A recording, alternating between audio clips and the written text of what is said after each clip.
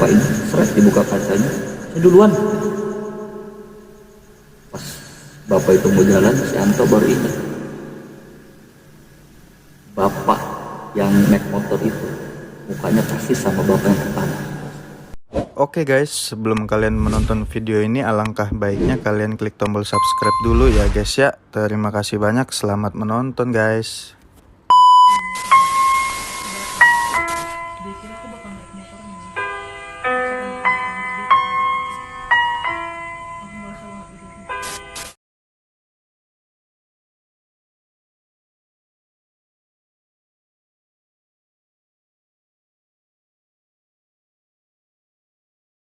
Assalamualaikum warahmatullahi wabarakatuh. Waalaikumsalam warahmatullahi wabarakatuh. Selamat datang kembali bersama gua Heri, Pandi, dan Eko di channel Markas TPK. Terima kasih untuk teman-teman yang udah klik video ini, dan untuk teman-teman yang belum subscribe jangan lupa di subscribe dulu. Seperti biasa, kami di sini ingin bercerita tentang pengalaman-pengalaman yang berbau horor ataupun mistis. Di video kali ini kawan gua Eko ingin bercerita tentang rumah yang sudah lama kosong di jalan lintas. Mohon maaf buat teman-teman, untuk lokasinya saya tidak bisa memberitahu atau menyebutkan karena takut jadi informasi yang salah. Oke guys, daripada kalian semua penasaran gimana cerita lengkapnya, jangan skip video ini dari awal sampai akhir. Untuk cerita lengkapnya kita persilakan Eko. Ya. Assalamualaikum warahmatullahi wabarakatuh. Waalaikumsalam warahmatullahi wabarakatuh. Ini sebetulnya cerita atau kejadian horornya bisa gue konfirmasi bukan cerita gue. Jadi cerita ini dari cerita teman gue. Jadi karena dia nggak mau diekspos, jadi cerita ini disuruh gue membawakan ceritanya. Ya. Dan kebetulan juga memang pas cerita itu ada momen dia ngasih tahu ke gue gitu lokasinya. Jadi singkat cerita, waktu itu gua dan narasumber itu mau jalan ke arah tempat wisata. Oke. Di Lampung. Di Lampung. Nah, jadi waktu itu kalau nggak salah berangkatnya subuh lah pokoknya. Karena waktu itu mau nyari sunrise atau matahari terbit. Nah, cuman ya singkat cerita lagi, ketika lagi jalan di jalan lintas itu cek. Jadi dia ngingetin gua, lu inget ya rumah ini ya, kata dia, nanti ada ceritanya, kata dia gitu. Oh ya sudah, kata gue. Oke lah, jalan ke arah wisata normal tanpa ada hambatan, lancar. Nah, ketika arah pulang lewatin rumah itu lagi, terus dia lupa untuk cerita rumah tadi. Nah, jadi gue sontak langsung nanya, oh iya tadi lu nggak cerita rumah tadi gitu. Ada apa emang di rumah itu, kata dia gitu. Oh iya, jadi kata dia gini, di tahun 2017 atau 2018 dia pernah jadi pengajar guru ya, seni bela diri cek.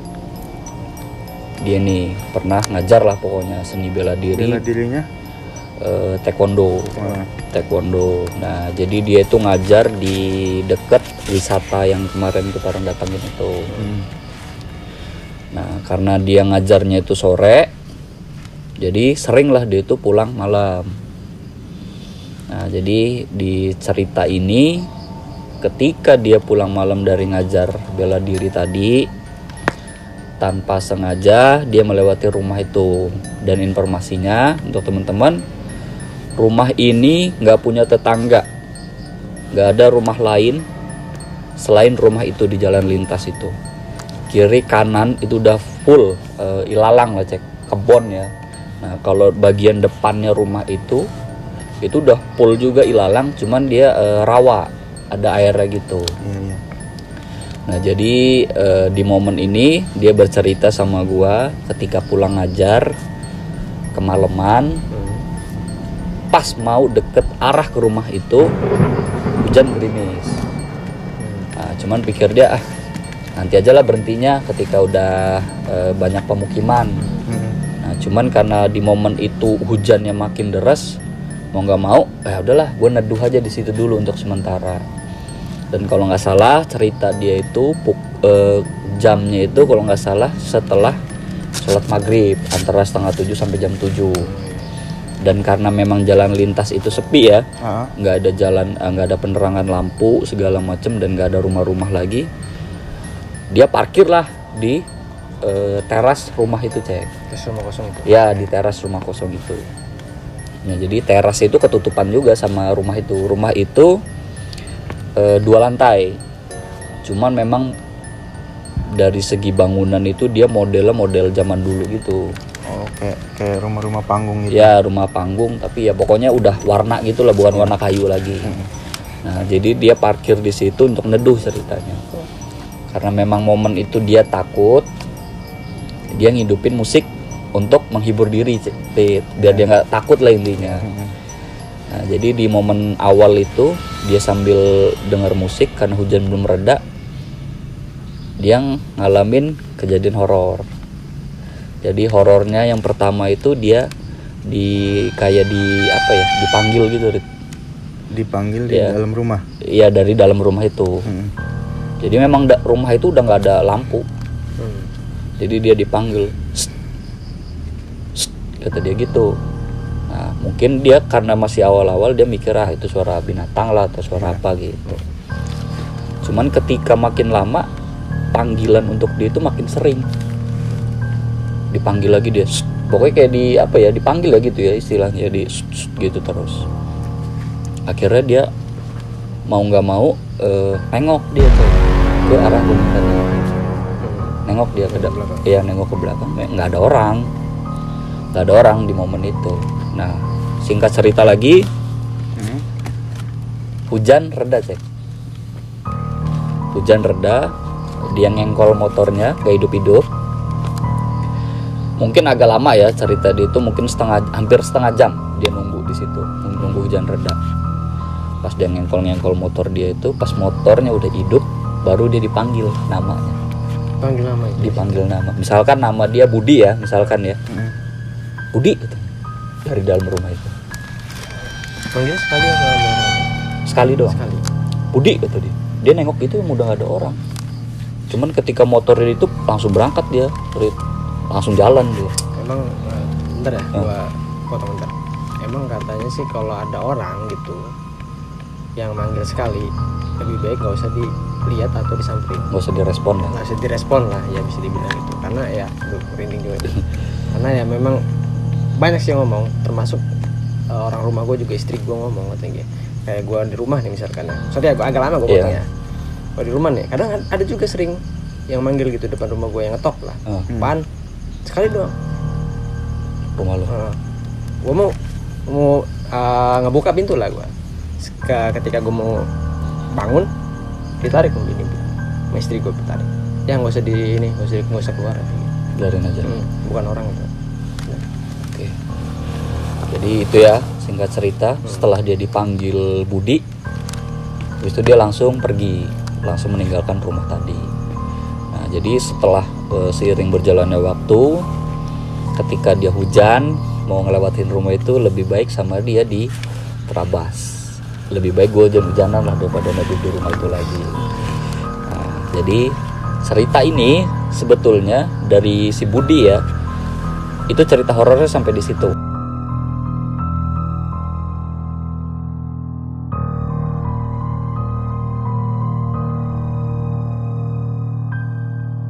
Dan memang ada momen gue menceritakan cerita Budi ini ke tetangga gue. Nah, jadi tetangga gue ini lagi cerita-cerita asik ke wisata yang gue sama Budi ini datengin. Ya, untuk melihat sunrise itu. Nah, gue cerita soal cerita Budi. Nah, tiba-tiba siapa ya, misalkan Anto ya, tetangga gua, Anto juga ternyata punya cerita tentang rumah itu juga. Rumah yang persis.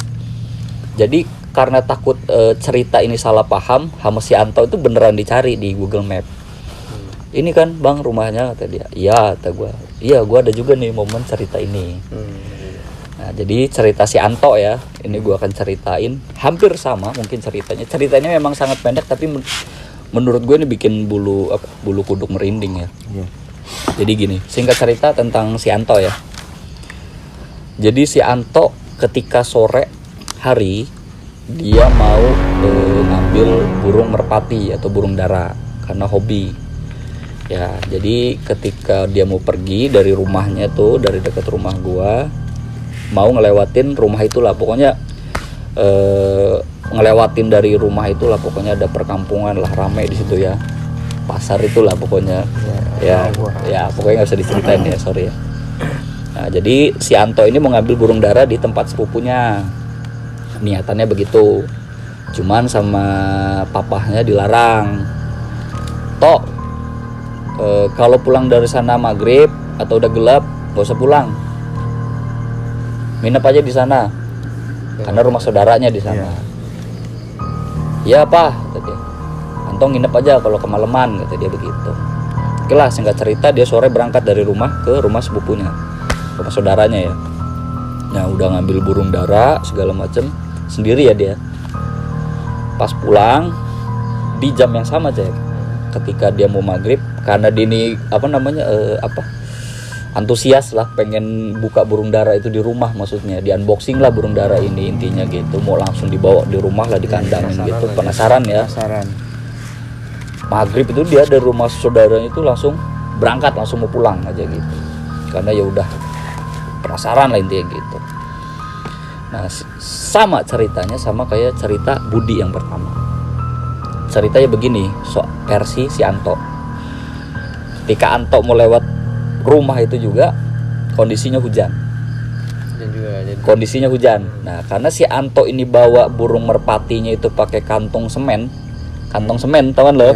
Iya, yang coklat, kantong semen gitu. Nah, dia ini takut basah gitu. Akhirnya udahlah dia neduh. Dia neduh itu di rumah yang sama si Budi tadi. Dia neduh lah. Nah, karena memang rumah itu nggak ada penerangan, motor dia itu diparkirin ke arah jalan, cuman motornya dihidupin cek, ngidupin motornya dihidupin. Pantengin. Iya, pokoknya di standar 2 sama dia, motornya dihidupin, lampunya dihidupin. Nah, dia nunggu lah agak lama di situ, kok nggak reda-reda kata dia. Nah, sampai kalau nggak salah cerita dia itu azan Isya itu udah lewat. Pokoknya lama lah dia nunggu di situ. Nah, selang berapa menit dari azan Isya itu, jadi ada bapak naik sepeda, bukan sepeda ontel ya, pokoknya sepeda lah gitu, kata dia, mampirlah di rumah itu.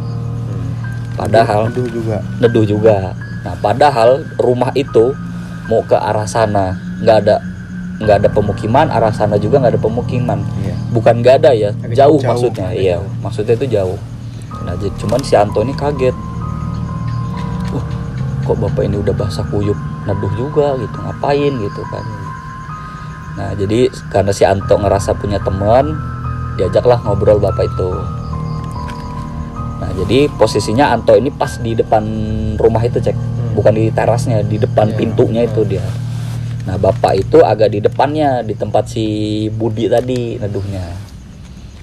Nah, cuman ditegur atau disapa ya sama si Anto tadi beberapa kali nggak nyaut bapak ini. Pak, dari mana, kata dia. Nggak ngomong, nggak apa, diem aja bapak itu. Udahlah, kata dia, gua udah 2 kali negor, kata dia, nggak dibales, kata dia. Udahlah, biarin aja, mungkin nggak denger, kata dia gitu. Tua ya bapak, udah tua. Nah, jadi cerita dia nih, bapak-bapak ini pakai baju biru muda gitulah, pakai kaos biru muda, celana pendek, pakai topi petani itu, caping ya. Oh iya, pakai topi caping gitu ya. Kata dia, gue inget banget, kata dia, inget persis, kata dia. Bapak itu tuh pakai caping, cuman caping itu udah dilapisin plastik cek. Oke, ya, jadi cerita dia begitu. Nah, terus ketika bapak itu masih hujan, bapak itu mau pergi cek ke arah kiri, ke arah dia ngambil tempat saudaranya lah. Ditegur nih sama si Anto, mau kemana pak, masih hujan. Cuman dia jawab, saya duluan, sudah ditunggu sama teman-teman. Iya, merinding banget. Cuman kata si Anto, masih hujan pak, gak apa-apa, tadi. Saya duluan, soalnya udah ditunggu sama teman-teman, tadi. Gitu, kata si Anto. Yang bikin Yang bikin merindingnya, yang bikin bingungnya juga, dia udah basah kuyup nedok. Iya. Udah itu lapas lagi. Labas lagi. Udahlah, yaudah biarin dia gitu. Di momen itu nggak lama dari bapak itu pergi cek ketutup ilalang, karena bawah ilalang kan tinggi-tinggi tuh kiri kanan kan. Datanglah bapak cek bawa motor bebek lah ya, gua nggak menyebutin namanya nih. Bawa motor bebek, parkir persis di samping motor dia.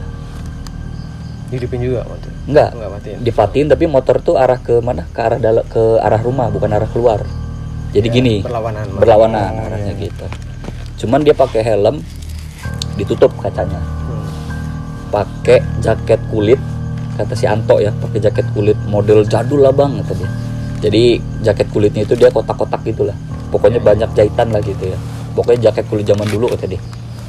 Pakai celana lepis, pakai sepatu kata dia.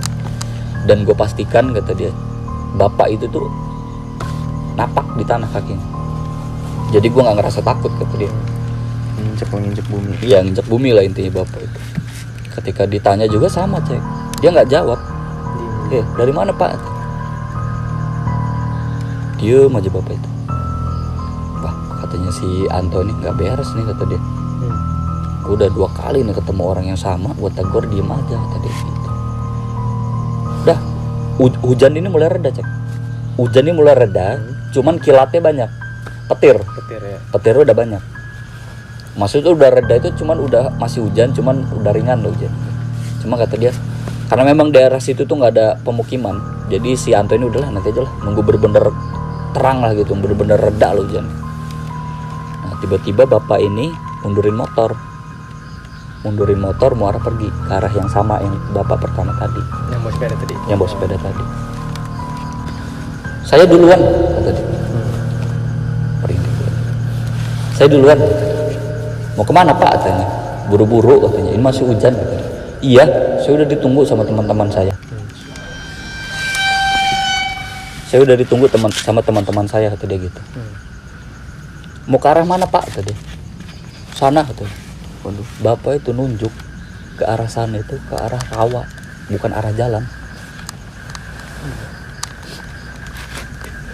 Ke arah rawa, cek, bukan ke arah jalan. Nah jadi pas bapak itu udah muterin motor lurus gini, dia buka kaca, bapak ini seret dibuka kacanya, saya duluan kata dia. Pas bapak itu mau jalan, si Anto baru inget bapak yang naik motor itu mukanya persis sama bapak yang pertama. Yang naik sepeda itu. Iya. Langsung tuh dia nurunin standar, langsung dilapasin sama dia. Langsung dia pulang. Nah pas dia itu ini juga kata si siapa Anto ini, bapak itu beneran belok ke arah rawa. Yang dilihat itu dia ngelihat cuman dari lampu rem. Jadi kan lampu rem kan merah tuh cek, bukan kuning kan. Dia langsung jadi dia langsung belok ke arah rawa itu, padahal nggak ada jalan. Oh iya. Terobos aja motor gitu. Ya walau alam ya, nggak tahu juga gue ceritanya itu lanjutannya. Jadi gini kok, setahu gue ya, informasi gue, setahu gue emang di sana itu ada kuburan. Oh iya, ada makam. Ada makam, cek. Ada makam. Setahu gue. Ya kalau buat kawan-kawan, soalnya nggak bisa dikasih tahu sih lokasinya. Gua kira sih rata-rata orang sana tahu. Tahu mungkin. Soalnya di seberang sana itu ada makam, entah makam keluarga, entah apa. Gua nggak tahu, taunya ada makam. Bukan makam umum, bukan. Bukan. Maksudnya bukan orang situ ya, orang sekitar situ. Iya, orang sekitar situ. Karena memang nggak ada pemukiman di jalan lintas itu, Cek. Mungkin ya. Ya memang gue pernah dengar juga memang ada makam, cuma nggak tahu makam persisnya apa. Jadi cerita Anto itu langsung dia ngabur, Cek. Ngelihat bapak buka helm, mukanya sama pakai bapak yang pertama. Ditanya juga jawabannya sama. Saya udah ditunggu sama teman-teman gitu. Langsung dia ngabur pokoknya sekencang-kencangnya dia bawa motor. Ya mungkin itu aja sih yang bisa gue ceritain tentang cerita orang ya, karena orangnya nggak mau diekspos. Karena memang ini ceritanya pendek. Cuman ya karena orangnya bagus nih cerita gue diceritain di konten lo gitu. Oh dia apa memang keingin dia? Ya intinya dia mau cerita karena memang pengalaman dia sendiri gitu loh, pengalaman bener gitu loh, bukan bohong-bohongan gitu. Mungkin ya itu aja sih yang bisa gue ceritain tentang temen gue. Ya udah, di sini aja. Oke, cukup Jadi lah. buat teman-teman, itu tadi cerita dari Eko lah ya. Jadi buat teman-teman, itu tadi cerita dari Eko, cukup mengerikan sih menurut gua. Horor ya. Waduh. Ya agak naik sih bulu bener aja. Di satu sisi lain bisa ketemu, mukanya sama, Iya, cuman tampilannya doang yang beda. beda. Wih, Oke, buat teman-teman sekali lagi yang belum subscribe, tolong subscribe channel kita Markas TPK ya namanya. Ya. iya. Jadi cerita Eko cukup sampai sini saja. Buat kawan-kawan juga yang kalau cerita Eko ini membuat Anda ya bisa Terhibur lah. terhibur buat teman-teman. Ya kalau ada kurang-kurangnya bisa ditulis di kolom komentar. Dan saya akhiri ya, tutup aja. Saya akhiri. Bila itu ya. Assalamualaikum warahmatullahi wabarakatuh. Waalaikumsalam warahmatullahi wabarakatuh.